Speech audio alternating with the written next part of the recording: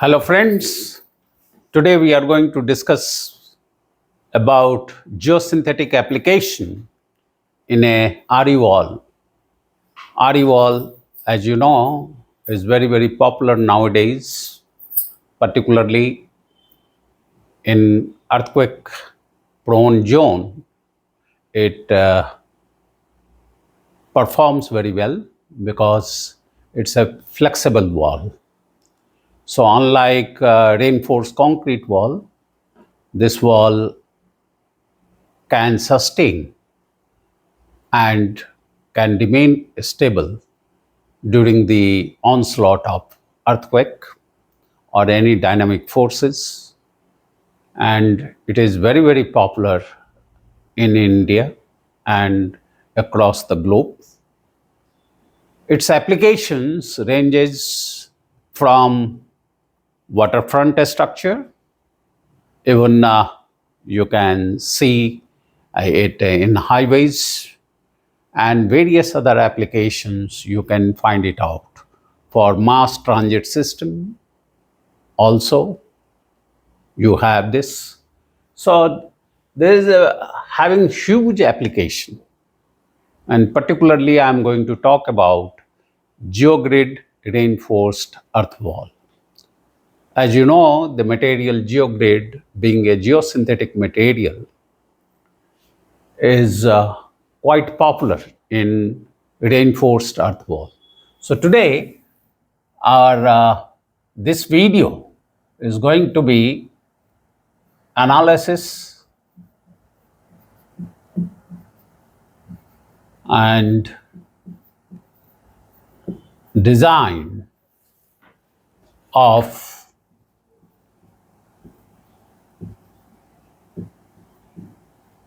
reinforced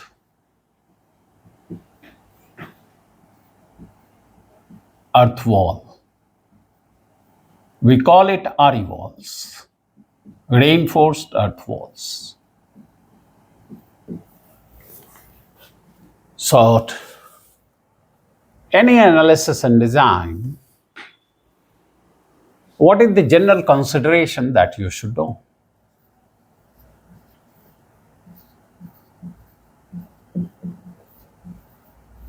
General consideration in the design of RE wall, particularly geogrid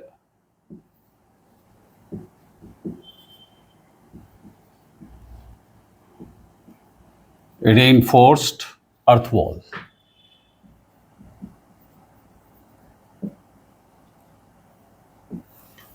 One of the general consideration is the wall fill material is going to be granular in nature. So the wall fill material is granular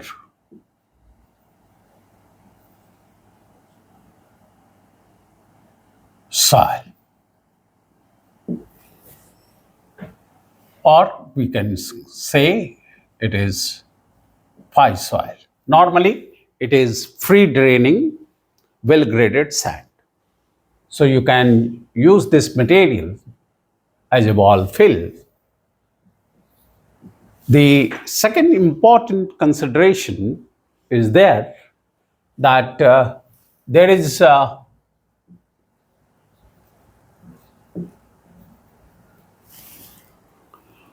no force acting on the facing. There is no lateral force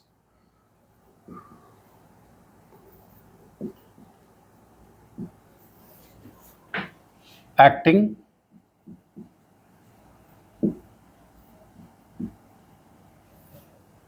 over the facial panel.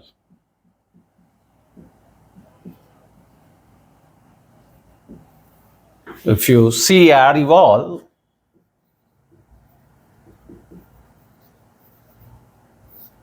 your arrival is going to be like this. One is the facial panel, which is precast, normally concrete piles, precast concrete. It is made of, it is quite thin, 0.3 meter or so maximum, and there is a pad.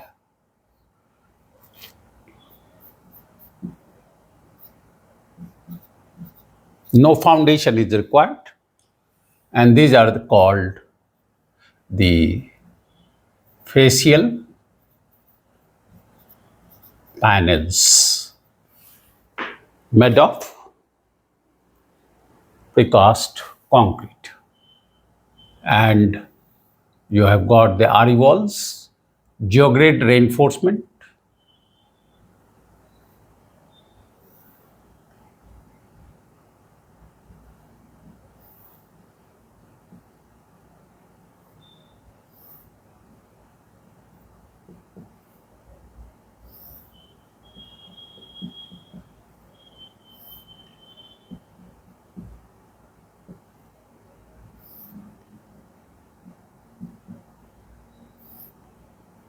these are the reinforcing elements, and this wall, this is the fill material here.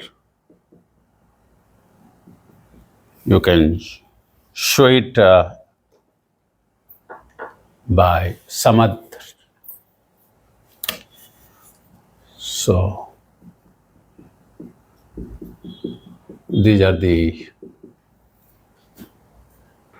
fill material, wall fill material, and that is going to be granular soil. And these are the reinforcing element. So reinforcement, which is here geogrid, and the vertical distance between two consecutive reinforcing layers is termed as SB. So total height of the wall can be taken as capital H, and this is the length of the total reinforcing element or reinforcement. So this is called the RE walls, and here it is going to be backfill.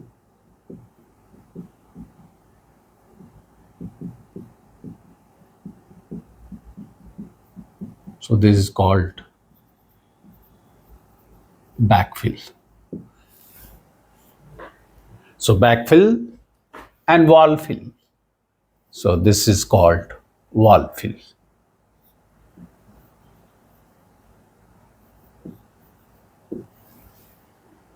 Right? This is RE wall. And the general consideration here, no lateral force acting over the facial panels. So it is designed in such a way that no lateral force will come on the facial panel, and therefore it is going to be quite thin. We don't require, and because it is a thin panels, naturally you don't need a foundation. You can have a pad. So if the ground is quite weak, and if you want to have this kind of wall, this wall are going to be quite useful. So here the another considerations here, third consideration, here in this wall, it is assumed that it is the Rankine's theory is valid. So the wall will be designed for active state, and Rankine's earth pressure theory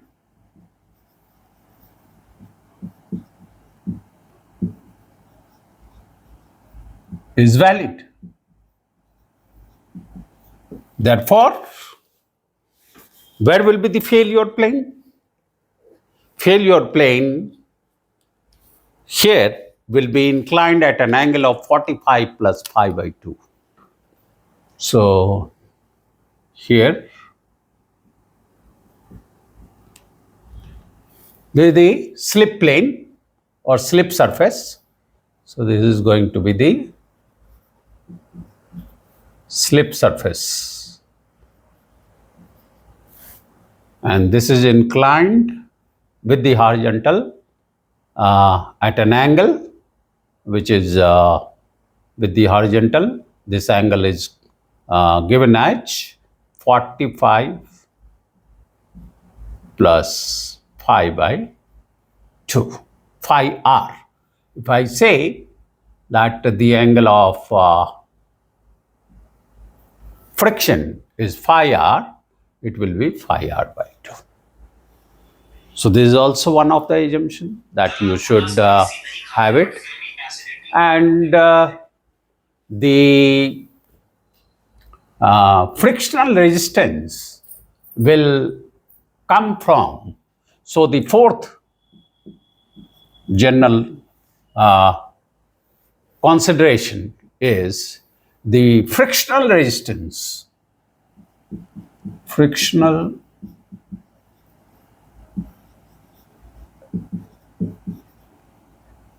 resistance is due to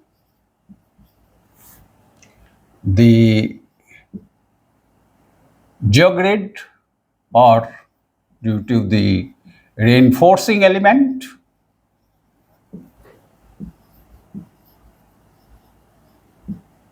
and the fill soil outside the slip surface. Slip surface. So what is outside the slip surface?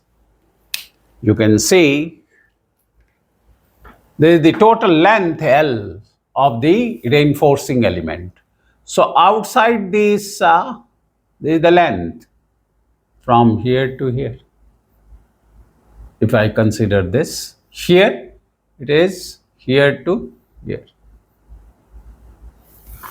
So this length at this location, it is from here up to here. And this length is called LE. So this length is called depth of embedment. And there is the active zone. So there are two zones here. One is called active zone and another is called non-active zone. So beyond this slip surface, on the right hand side, this is called the active zone. And this is called non-active zone. So two zones you have. And the total length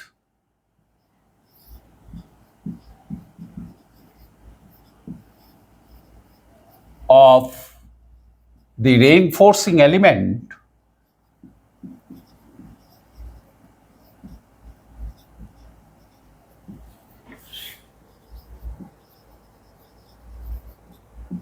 L remains constant over the height h of the RE walls. So total length L is embedment length LE in the active zone plus in non-active zone we call it LR. So this side it is LE at any layer, and on the left hand side this length is called LR. So the total length becomes LE plus LR. So this is the embedment length,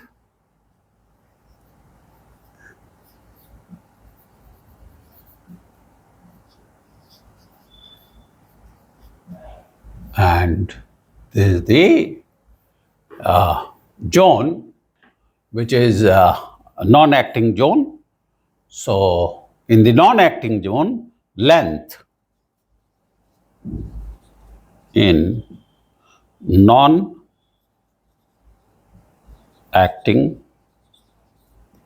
zone, and the bandwidth length in active zone. This is in active zone. So length in non-active zone, LR. So the slip line and the hold resistance comes due to this. So friends, the mute question is how to design this wall. Here you need to have how this wall will be stable. So here you will have to check for two stability. One is external stability and another is called internal stability, because it's a flexible wall, and here the reinforcement plays an important role.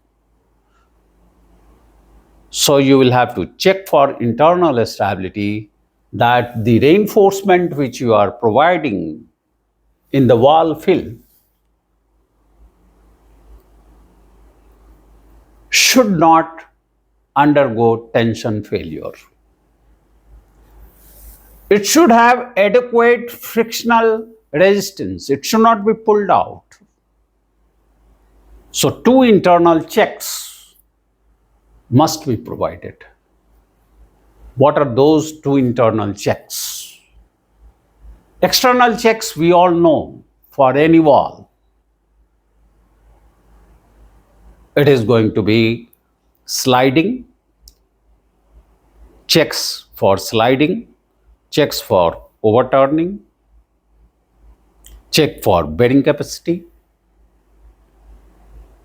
These are the checks for external stability. But what about internal checks? So let us check the stability of the wall. So friends, this wall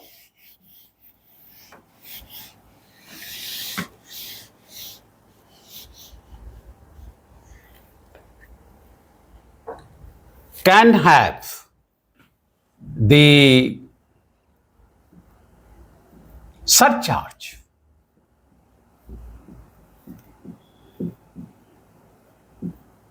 Also, both over the reinforced on the wall fill as well as on the back fill. So general consideration here is, in addition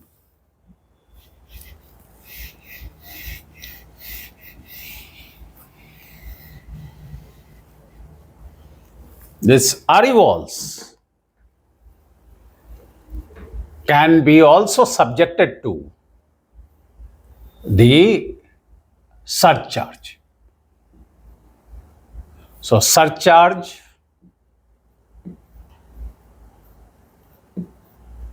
Q surcharge can act both on the wall fill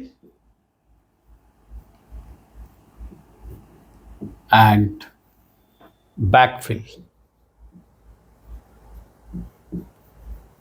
as shown in the diagram.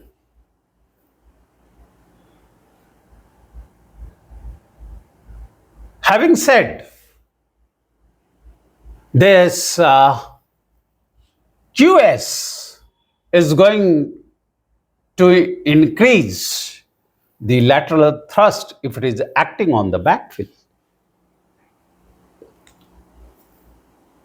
Because due to overburden, you are going to have triangular pressure distribution. And due to surcharge QS, you will have additional lateral pressure. So the total horizontal force in active condition will increase due to QS. So another point is QS will increase the lateral thrust on the wall. So this complete areoles, this complete is called areoles. So this QS will increase this and will also increase the overturning moment.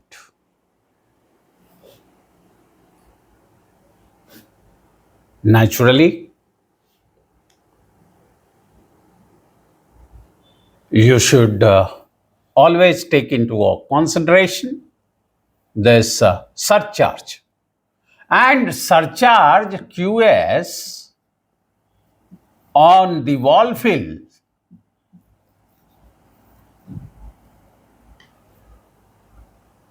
surcharge QS on the backfill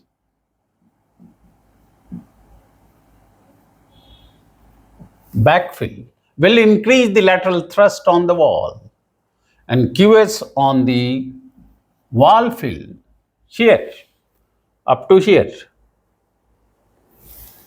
What it will do? It will increase the total vertical pressure, will increase the vertical pressure on the reinforcing layer.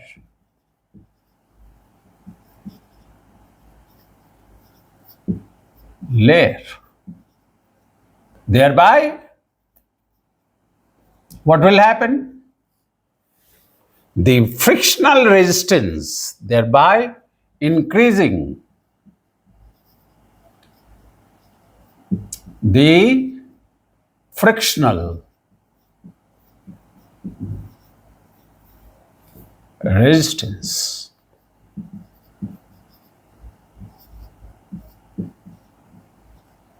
So one of the benefit is that your frictional resistance will increase. But at the same time, the lateral thrust on the facial panel, the lateral thrust will come into picture. So this part is also important. So what are the stability checks? So the most important part is what are the stability criteria or stability checks to be provided.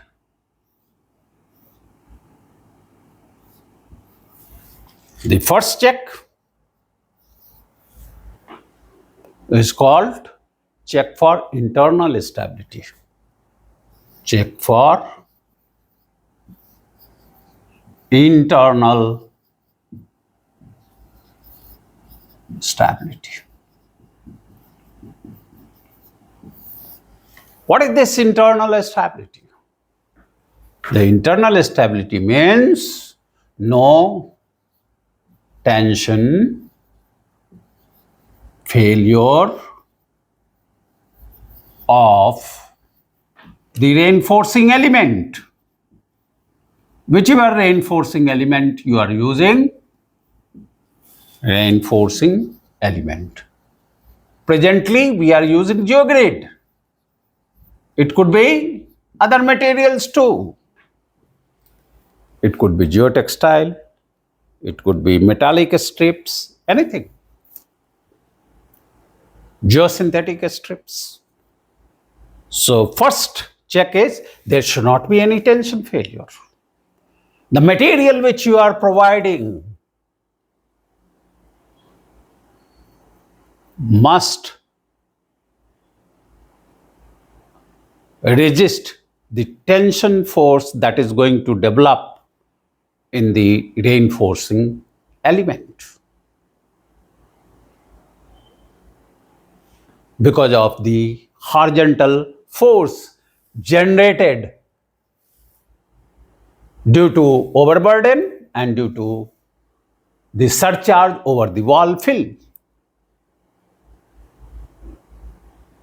So tension will get developed because of the horizontal or lateral pressures that gets developed due to overburden and due to surcharge in the wall fill area. And that tension or the allowable tension must be adequate enough to sustain the force, tensile force that is going to be activated. So no tension failure. One, what else should not be pulled out? So the another criteria for internal checks, internal stability is this zone will resist beyond the slip line, will resist. So the frictional resistance should be adequate. The frictional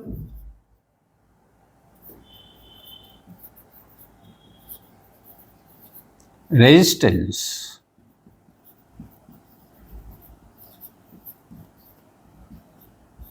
should be adequate. What do you mean by adequate?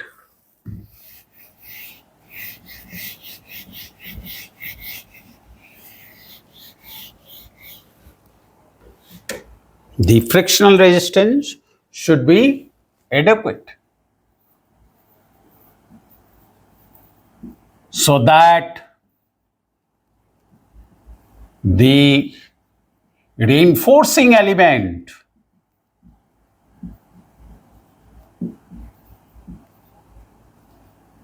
is not pulled out. Is not pulled out. That's also very important. Right? So that's the checks to be provided for internal stability. And there is another check. Number two, this the checks for this. So from internal checks, we find out what we find out from internal stability checks. We can find number one, A, the length of the reinforcement, the length of the reinforcing element required. If it is shorter, your wall will be unstable. It should be adequate. So, what is the length required in order to sustain the tensile force and also the adequate frictional resistance? B, we can also find out what should be the vertical spacing between two consecutive reinforcing layers. So the vertical spacing, so we can find out the length of the reinforcing element required, L. The vertical spacing between two consecutive reinforcing layers, that is SV, vertical spacing, SV. These are the internal checks that will give you L, and also it will give you SV. So L and SV. Now comes the external checks. What are the external checks? So check for external stability. So friends, number 2 is going to be check for external stability. That is, check for sliding. This wall should not slide under the horizontal thrust.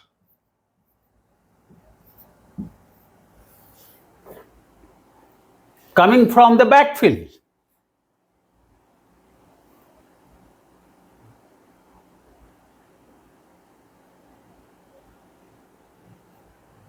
So check for sliding. Must be resisted by the wall. Check for sliding. Then it should not overturn because it's going to act. So about this point, if you take the moment, it will try to overturn it.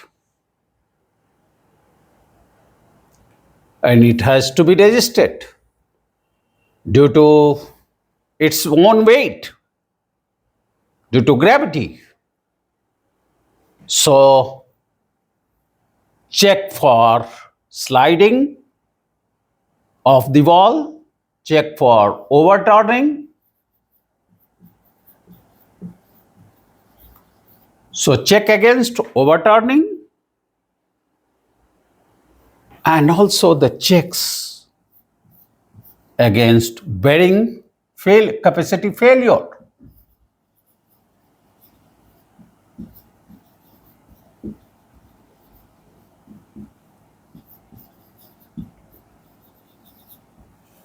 So these are the 3 checks. That's very important. We must try to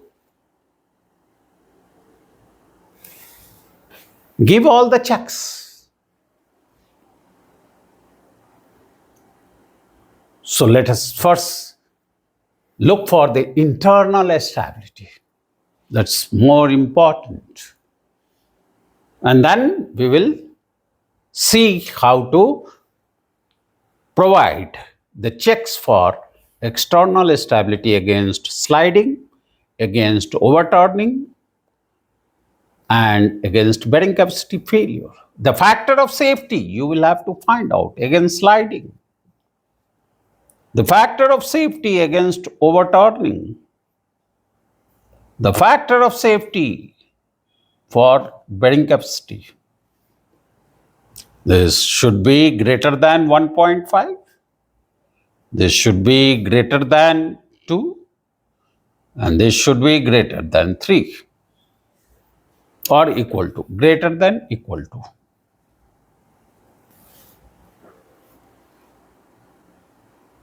So first, let us find out A and B for internal stability. How you will do it. So friends, now I hope up to this point it is crystal clear. Very important and widely used.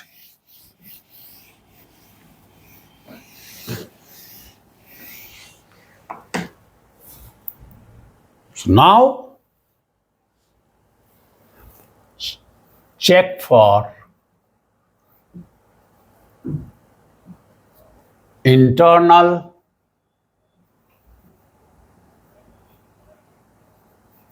stability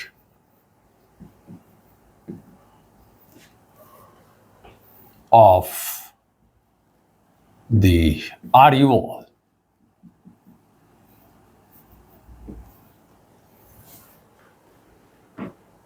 So how will you do it? Let's draw the diagram. You have the facial panel, the facial element with pad over here,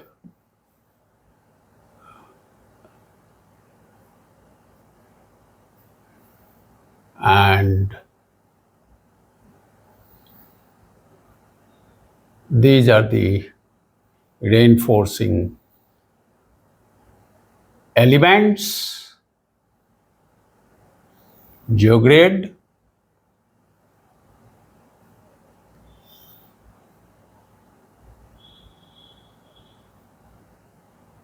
can provide the reinforcement.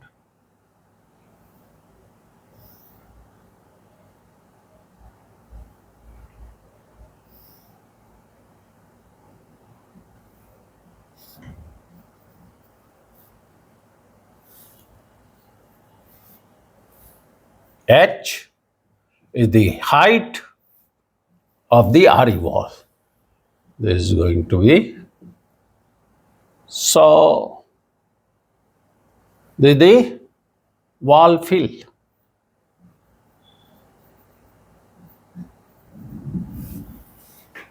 And this side of the wall, it is going to be backfill.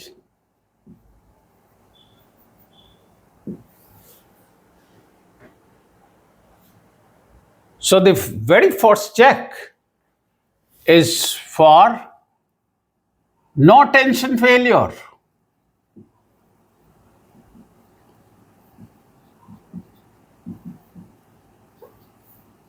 Of reinforcement.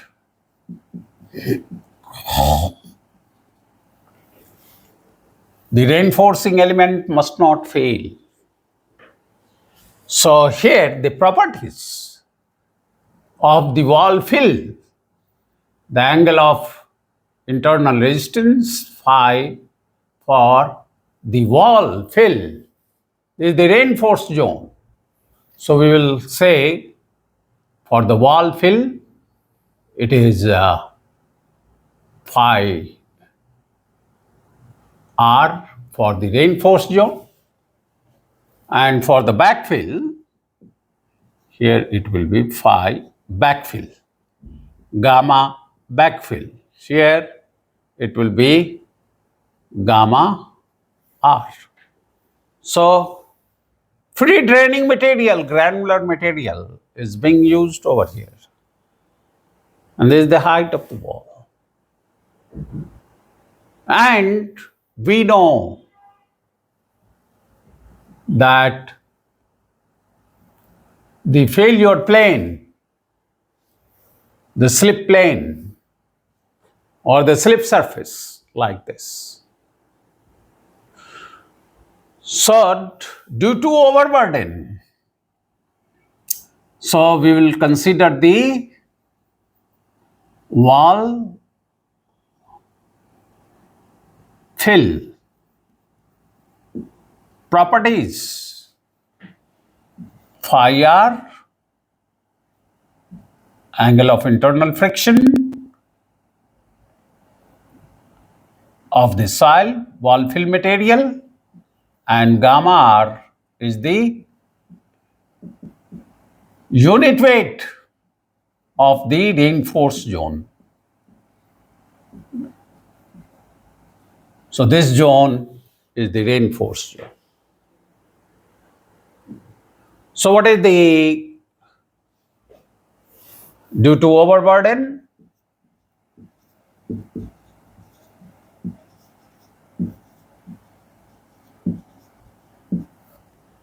The horizontal pressure pH due to overburden O can be calculated. It will be K R, that is the coefficient of active or pressure in reinforced zone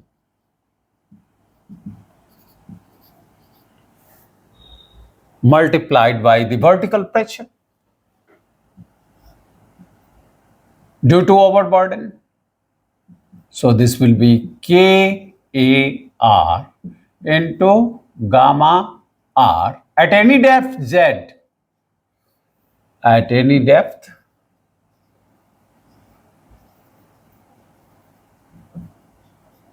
Z.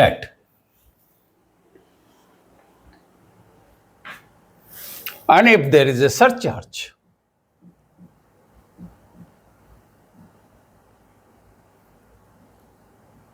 QS of limited width,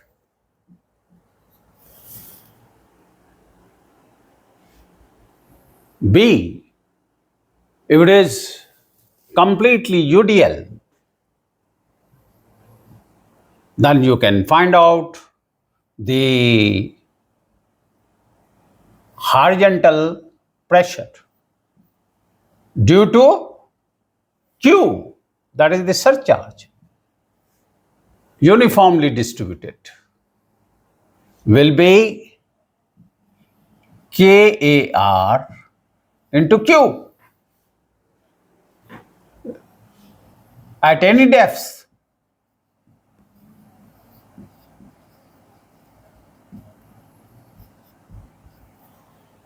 So it is independent of depth. So the total horizontal pressure pH in the reinforced zone is going to be summation of overburden and due to surcharge. So it is going to be equal to KAR into gamma R into Z plus QS. Isn't it? This is what you are going to get it, the horizontal pressure. Now, if over the wall, over this wall, this is the wall,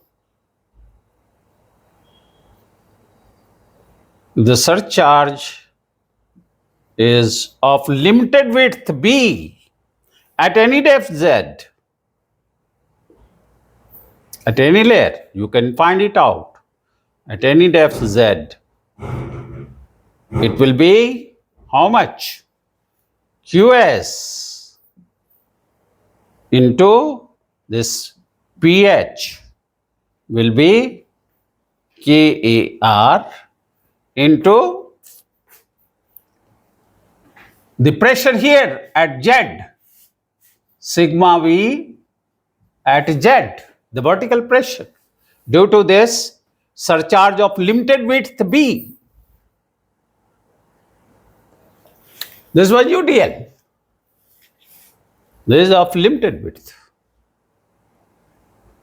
So, this will be sigma Vz will be how much? It will be QS into B per meter length. This is the total load divided by here the area. It is going to be 2 vertical and 1 horizontal, or 1 vertical, half horizontal.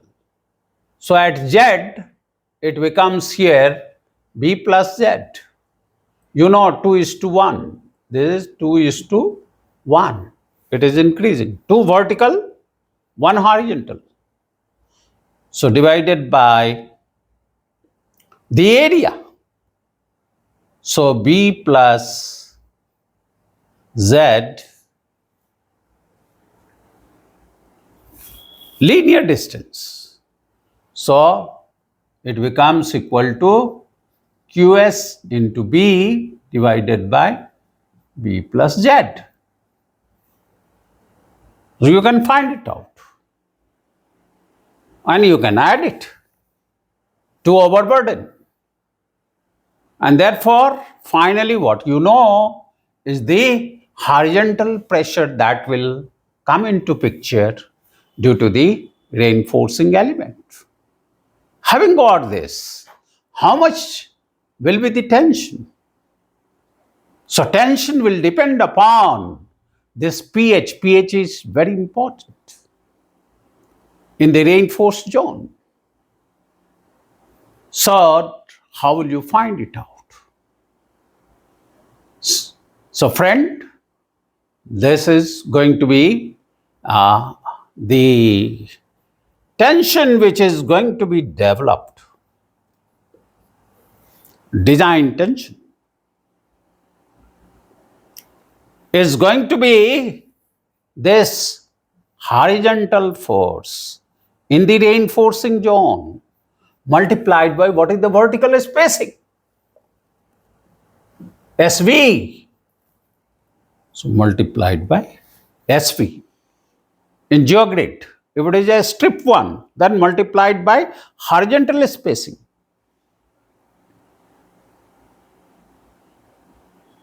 Right? So this tension that is going to be developed can be found out very easily. So I will continue this in my next video. Now you know how the tension is getting developed. So friends, in my next video, I will continue it. Thank you very much.